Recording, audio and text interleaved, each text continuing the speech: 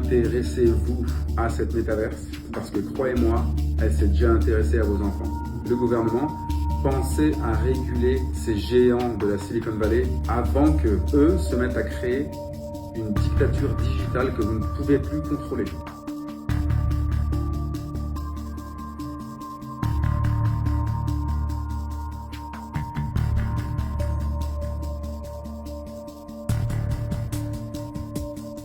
Alors la métaverse, en gros, c'est l'internet en 3D. C'est une nouvelle vie que les gens peuvent se créer à travers leur avatar.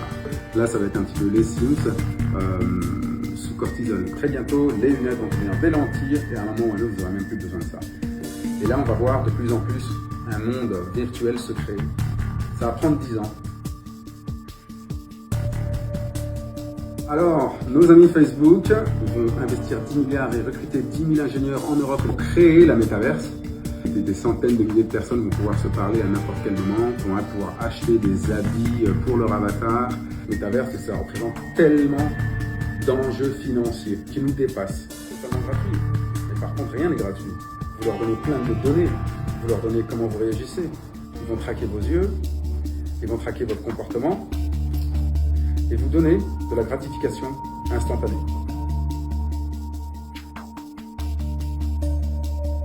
Le but de la plupart des applications en ligne, c'est de vous garder là. Pourquoi? Parce que plus on vous garde, et plus notre valeur financière monte.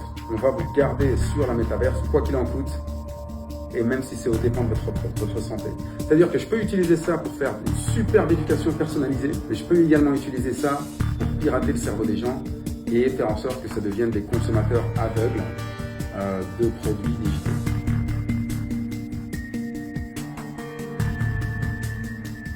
Il va y avoir des avatars qui sont contrôlés par de l'intelligence artificielle, qui ont récolté toutes vos données depuis le jour où vous avez mis les pieds sur Facebook. Ils vont tout simplement pouvoir créer des avatars de gens qui ne sont plus avec nous aujourd'hui. Maman, par exemple, moi, elle nous a quittés depuis 10 ans, mais elle était déjà sur Facebook auparavant. Facebook a donc des vidéos d'elle, Facebook a la voix, dans les images, ils vont pouvoir recréer un avatar. Et là où ça fait peur, c'est qu'il y a beaucoup de gens qui vont se perdre là-dedans en essayant de recréer les gens qu'ils ont perdus.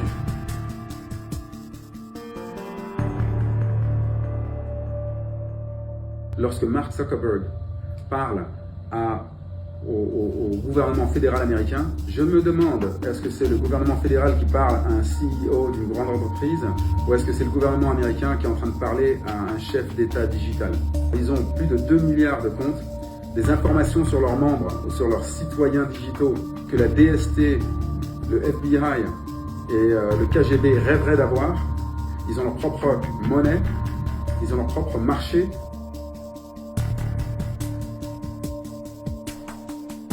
L'intelligence artificielle, la combinaison avec la réalité virtuelle va avoir une répercussion assez catastrophique sur nos cerveaux.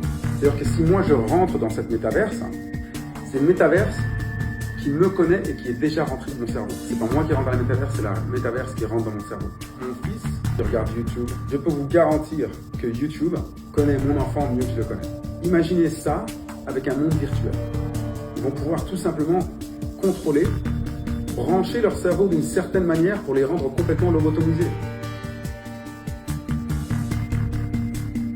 Qu'est-ce que l'on va faire par rapport à cette métaverse pour mettre quelques barrières et protéger surtout les enfants? On parle de centaines de millions de personnes.